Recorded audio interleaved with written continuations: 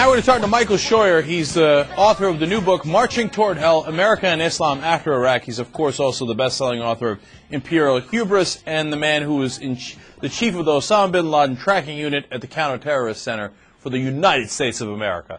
Michael, welcome back to the Young Turks. Thank you very much.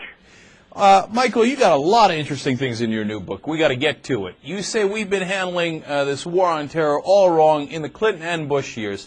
Let's start there. What have we been doing wrong on the grand scale? Well, we still don't have an idea of what the motivation of the enemy is. I think that's the single most important thing.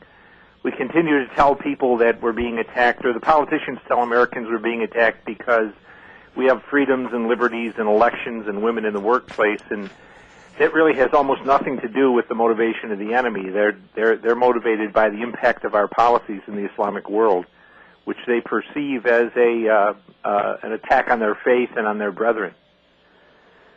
And how are we treating it instead? I'm sorry, I have a hard time hearing you, sir. I said, how are we treating it instead? We're treating it as if these people were just nihilists and gangsters, and if they were crazy people rather than really dedicated, smart, and very intelligent planners. And so what we've done, I think, is underestimate the threat rather than overestimate the threat. So if you were in charge of the policy, Michael, how would you redirect our efforts? Well, first, I think we'd have to tell the American people the truth and explain to them the motivation of the enemy. And then I think you begin to untie the knot by doing something about energy. We've wasted 35 years since the first embargo and managed to move daylight savings time up for 3 weeks. We need to do something. We need to develop our own energy as much as we can. We need to find alternative sources of energy. Once we did that, for example, it would be plainly apparent to Americans that there's nothing on the Arabian Peninsula worth the life of a U.S. Marine. So, other than our energy policy, though, in the day-to-day fighting with, Al-Qaeda, whether it's this new group Al-Qaeda in Iraq, whether it's the original Al-Qaeda, which is mainly apparently in Pakistan now, what's the best way to combat them? Well, I think unfortunately, they're insurgent fighters rather than terrorists, and it's going to take a lot more troops if we want to beat them overseas. We have very, very few troops deployed against Al-Qaeda in Afghanistan, for example. We have less than 30,000 troops in a country that's bigger than Texas. We need to fight very much more aggressively and, unfortunately, very much more ruthlessly. We're engaged in a kind of war that almost requires collateral casualties, civilian casualties, because these people don't wear uniforms and they live amongst civilians. So the reality is, if you're going to fight this war, it's a terribly bloody war to fight. So, Michael, I want to understand that a little bit better. We're talking to Michael Scheuer. He is the author of the new book, Marching Toward Hell, America and Islam After Iraq. Of course, he was also the head of the Counterterrorism Center when they were tracking Osama bin Laden. Wouldn't it be counterproductive, Michael, though, to go and cause more collateral damage and thereby cause even more insurgent fighters, whether it's in Iraq or in, the Middle East in general? Well, I would argue you have to defend our country somehow, and because the politicians have not paid attention to what motivates the enemy, and they refuse to change any of our foreign policies, that the only thing America has left with which to defend itself is the military and the intelligence services. In many ways, we're becoming a big Israel. Our public diplomacy isn't attractive to anyone. Our regular diplomacy is barely holding on to our original allies. And so we're really left with the only things in our toolkit are military and intelligence activities. It doesn't have to be that way, but that's the way it is at the moment. Do you have any confidence that the next president could change that? I mean, I understand John McCain is pretty much committed to following in George Bush's footsteps, but how about a Democrat? Couldn't they change the way we're looking at foreign policy? Oh, I think anyone could change it, sir, if they had the intention to do it. But from what I've read and listened to Mrs. Clinton and Senator Obama, they're pretty much status quo politicians in terms of foreign policy.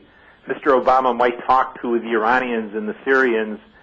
Mrs. Clinton doesn't want to, but at the end of the day, they're pledged to the hilt to support Israel. None of them are going to bite the bullet to take care of energy to any great extent. And I don't think there's much of a change. I think the big change would be if there was McCain. From the way he speaks, he seems to want to fight more wars, and so he would have to bring conscription back in order to do that. So McCain would bring change, but change in the wrong direction. I think that's probably right. It's an unusual situation for America because it's pretty dire, but at the same time, our destiny is in our own hands. Our foreign policy and its impact are the only indispensable allies that the Islamists have. And so that's a great vulnerability for them. But you saw what happened when when Mr. Paul mentioned that this war had much to do with our intervention in the Middle East. He was hooted down as kind of an unpatriot, un-American, American hater. So, but Michael, we got to get to the heart of one of the things you're discussing here. I understand what you're saying about energy policy. I understand what you're saying about foreign policy and the way we're fighting this all wrong. But people are going to come back to this idea, of course, of Israel, which is, what do you want us to do, Michael? Just say, hey, good luck to you? And yeah, that would be my position. Absolutely. I don't think it's worth an American life or an American dollar. Mm-hmm. Well, how about the idea of protecting a democracy and our ally, et cetera? How would the rest of our allies feel if we abandoned an ally? And how do we feel when all of our allies are leaving us in Afghanistan and Iraq? It's life. It's the way things work. We don't have the Cold War and the fear of the Soviet Union to hold anything together anymore. It's up to the American people. If you can be for Israel, you can be against Israel. I don't think it makes much difference to me personally, but I think that we have very little interest in being engaged in other people's wars. And I also find it incredible that our leaders have got us on both sides of other people's wars. We back both the Saudis and the Israelis. Right. And the Shiites, by the way. And the Shiites, by the way. Right. And I really think, does it really matter to any American citizen if anyone outside of America ever votes again?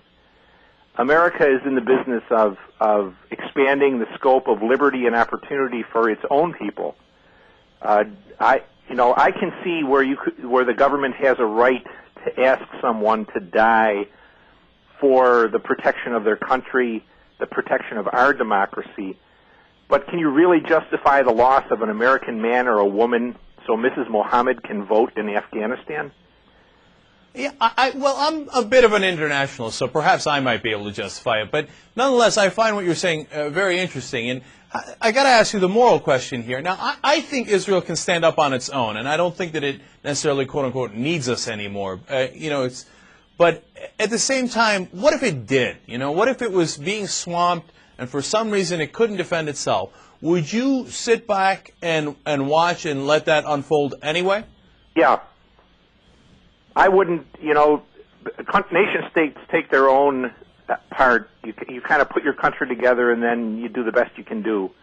I don't know what the loss to us would be if they disappeared or if the Palestinians disappeared or if Bolivia disappeared. So, Michael, you're in the camp of if there's, whether it's Rwanda or Somalia or Sudan now, anywhere in the world, if there's a genocide, it's not our business, it's their business. Unless our interests are involved. Okay. So you're in the super realist camp.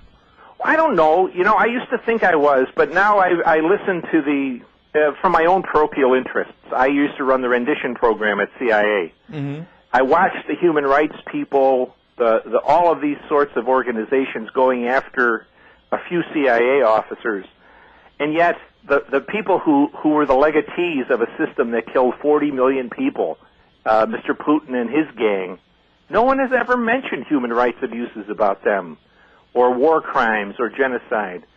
So I'm really kind of of the opinion that this worry about human rights and genocide really applies to only those countries that'll bother to listen to them. Yeah, no, but Michael, we're supposed to be better than that, aren't we? I mean, I understand what you're saying, and I think actually you're wrong. I think that the Amnesty Internationals and the Red Cross and all those folks do keep track of Russia and Israel and the Palestinian territories and all those places, but they concentrate on us a little bit more because they feel they could have an effect here because we're supposed to be better than that. Well, we are better than that in the sense, to the extent we take care of ourselves. We have an unusual country that is not, its model is not exportable. And although all of these political leaders talk as if they know actually what the Founding Fathers said, they really wouldn't know them if they walked across Washington's corpse. The idea that that the founders would approve of us going around the world trying to install our model or championing other people's democracies is, of course, laughable. They describe that as the one sure way of destroying our own republic. Well, you know, I understand that, and I'm like I said, I'm a bit of an internationalist, but I think you're right about the Founding Fathers, and I would respectfully disagree with them on that to a certain degree. But if you're going to do it, you got to do it really slowly, really carefully. The exact opposite model of course, what George W. Bush did, which is a bull in a china shop.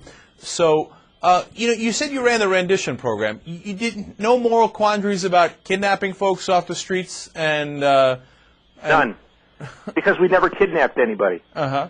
They were arrested by local authorities and then moved with the approval of those authorities to countries that had an outstanding legal process for Well, them. how about what happened in Italy or what happened in Canada and Germany, and especially with the folks in Canada and Germany who were innocent? Well, the Canadian fellow, that was not a CIA operation. I don't know enough about that. The other fellow, the German, I can't remember, Khalid Masri. Yeah. The dossier that was available on him, I would order today again for him to be picked up.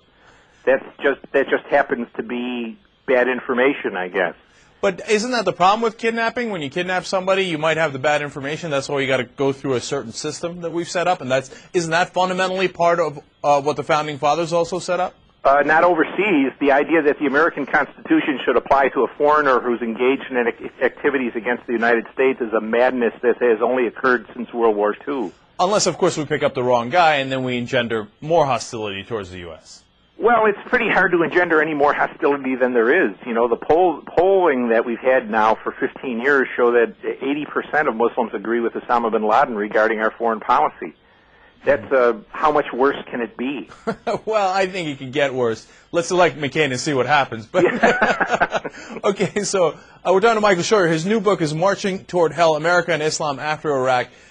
We have a link up to it on our website. You can check out the book from there. We're running short on time. Michael, I do want to ask you, though, if you had your way and we pulled out of the Middle East and we said, all right, Israel, we're not giving any more money or support to Israel, do you think that would actually turn that public opinion around eventually, and would the Arab states or Muslims across the world come to view America as benign, or? I think they would begin to care less about us simply because next to Americans, Muslims, especially Arabs, are the most insular people on earth.